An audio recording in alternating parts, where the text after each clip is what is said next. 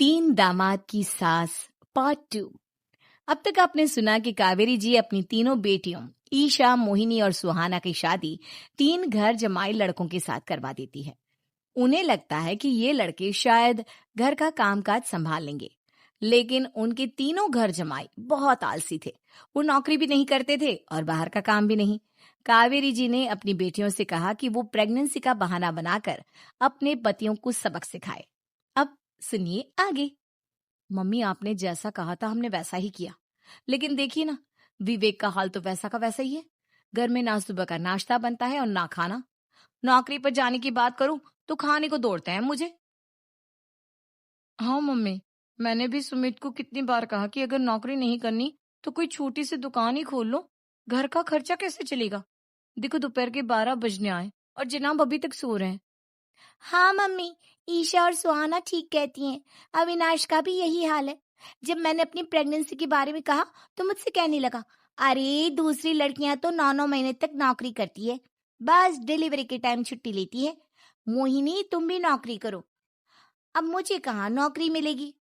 Mummy बताओ, अब मैं क्या करूं? हे भगवान, क्या सोचकर घर जमाई दामाद लाई थी मैं कि मेरी बेटियां मेरे पास रहेंगी और खुश रहेंगी। लेकिन इन आलसी दामादों ने तो हमारी जिंदगी को भी प्रॉब्लम में डाल दिया है।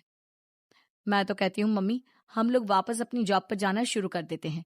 बता देते हैं इन लोगों को कि हमने प्रेगनेंसी का बहाना किया है। नहीं नहीं बेटा, ऐसी गलती भी मत करना। अगर तुमने ऐसा किया तो इन तीनों की आदत और खराब हो जाएगी। अरे आज नहीं तो कल कभी तो तुम प्रेग्नेंट होगी, तब वापस यही प्रॉब्लम आएगी। तब क्या करोगी तुम तीनों? हाँ मम्मी, आपकी बात तो बिल्कुल सही है। इन लोगों को तो सुधारना ही पड़ेगा। लेकिन कैसे? अपने बच्चों के आने की खबर सुनकर भी इन लोगों पर कोई असर नहीं हो रहा। पैसे कमाने के लिए घर से बाहर निकलना ही नहीं चाहते ये तीनों। अब मेरे दिमाग में एक प्लान आया है। तुम तीनों चिंता मत करो, उन तीनों को बुलाओ, फिर मैं बात करती हूँ। थोड़ी देर बाद कावेरी जी अपने तीनों दामादों को सामने बुलाकर अपनी बात कहना शुरू करती हैं। अविनाश, सुमित और विवेक, देखो बेटा, मैं ना तुम तीनों से बड़ा प्यार करती हूँ, इसीलिए तो तुम्हें घर जमाई बनाकर रखा है मैंने। अरे मम्मी जी, सीधे सीधे कहिए ना, क्या बात है? प्यार तो हम भी आपको बहुत करते हैं।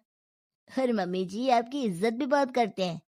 अरे भाई, आपके जैसी सास और कमाने वाली बीवी सबको मिलती है क्या? हाँ मम्मी, विवेक और सुमित ठीक कह रहे हैं। आपकी बेटी से शादी करके मेरी तो जिंदगी ही अच्छी हो गई है। जानती हूँ मैं, और ये भी जानती हूँ कि तुम तीनों अपने अपनी बीवियों से बहुत प्यार करते हो। बेटा, बात ऐसी है कि हमारे कुल गुरु ने कहा है कि प्रेग्नेंट होने के बाद मेरी तीनों बेटियां शुरू के 4 महीने हमारे गांव में जाकर रहेगी, जहां मेरे चाचा जी रहते हैं। अरे लेकिन क्यों मम्मी, गांव में जाकर रहने की क्या जरूरत है इन तीनों को? वो क्या है ना बेटा, हमारे परिवार को एक श्राप है। अगर मेरी बेटियों ने यहाँ पर बच्चा पैदा करने की कोशिश की तो उनके बच्चों को कुछ भी हो सकता है। इसलिए अब से लेकर 4 महीने पूरे होने तक इन्हें गांव वाले घर में रहना पड़ेगा। हाँ, तो इसमें प्रॉब्लम क्या है मम्मी जी? हम भी वहां जाकर रहेंगे, पिकनिक मनाएंगे। अरे भाई, बीवी जहाँ हम भी वहाँ। हाँ यार, आइडिया तो बहुत अच्छा है। शहर की जिंदगी में रह रहकर परेशान हो चुके हैं, अब कुछ दिन गांव में बिताएंगे। तुम लोग समझने की कोशिश क्यों नहीं करते? तुम में से कोई भी वहां नहीं जा सकता, और मैं यहाँ रहूंगी ना तुम तीनों के साथ। 4 महीने की तो बात है, उसके बाद ये तीनों ही लौट कर आ जाएंगी। ठीक है मम्मी जी, अब हमारे बच्चों का सवाल है तो ये तो करना ही पड़ेगा।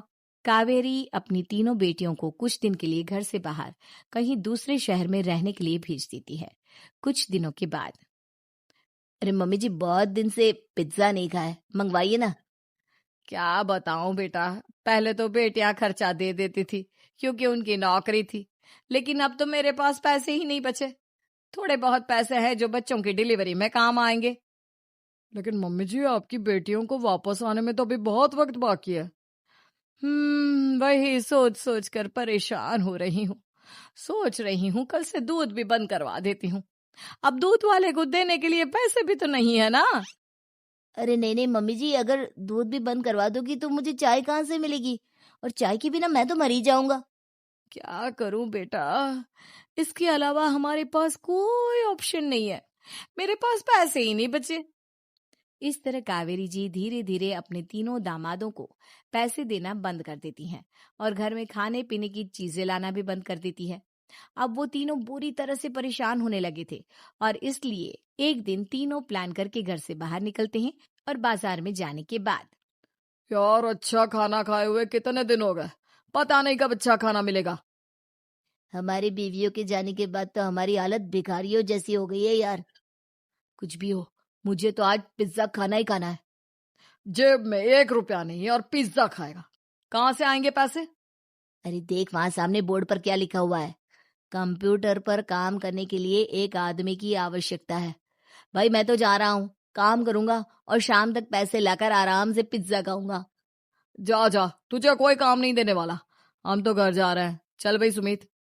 सुमित और अविनाश वहां से चले जाते हैं और विवेक उस कंप्यूटर शॉप पर सारा दिन काम करके 5,000 रुपए कमाकर घर लौट कर आता है और अपने खाने के लिए अच्छी अच्छी चीजें भी लेकर आता है।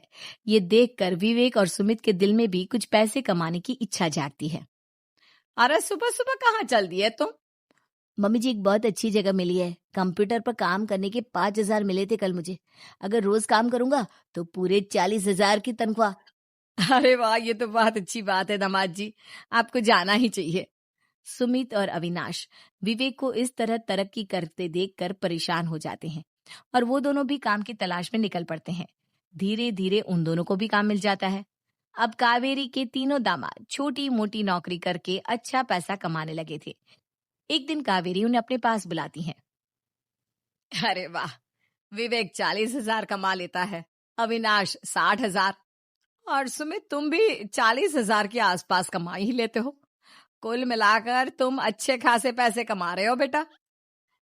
हाँ मम्मी जी, बहुत मजा आता है जब महीने के एंड में मोटी रकम हाथ में आती है।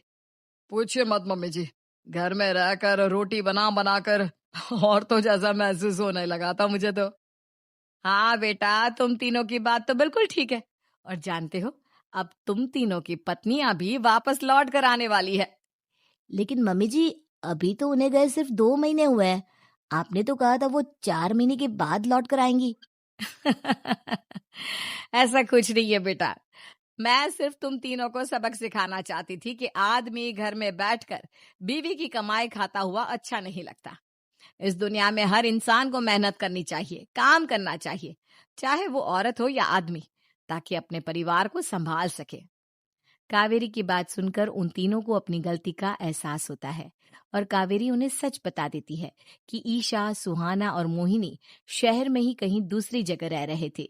शाम के वक्त उन तीनों की पत्नियां लौट कर आ जाती है और कावेरी जी का परिवार एक खुशहाल परिवार की तरह रहने लगता है।